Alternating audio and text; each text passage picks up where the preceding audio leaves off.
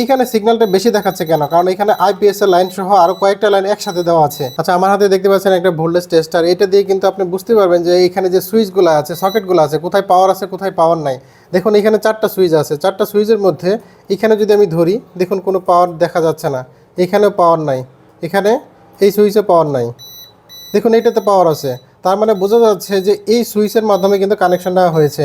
আমি যদি ফ্যানের কানেকশনটা দেখাই আপনাদেরকে, দেখুন এইখানেও পাওয়ার আছে।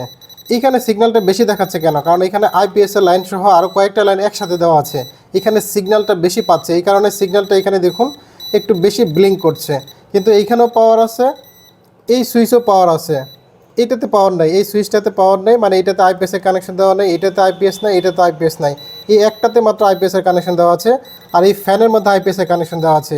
আর এইখানে একটা পাওয়ার সকেট আছে। দেখুন এই সকেটে কিন্তু পাওয়ার নাই, এই সকেটে কিন্তু কোনো সিগন্যাল দেখাচ্ছে না। তার মানে কিন্তু এই ভোল্টেজ টেস্টার দিয়ে কিন্তু আপনি বুঝতে পারবেন যে কোথায় পাওয়ার আছে, কোথায় পাওয়ার নাই, কোথায় আইপিএস এর লাইন আছে, কোথায় আইপিএস এর লাইন নাই। এই ভোল্টেজ টেস্টার কেনার জন্য আমাদের ওয়েবসাইট ভিজিট করতে পারেন, অথবা আমাদের ফেসবুক পেজে নক করতে পারেন। কমেন্টে আমাদের ফেসবুক পেজ এবং আমাদের ওয়েবসাইটের লিঙ্ক দিয়ে দেবো। সবাই ভালো থাকবেন, আল্লাহ হাফেজ।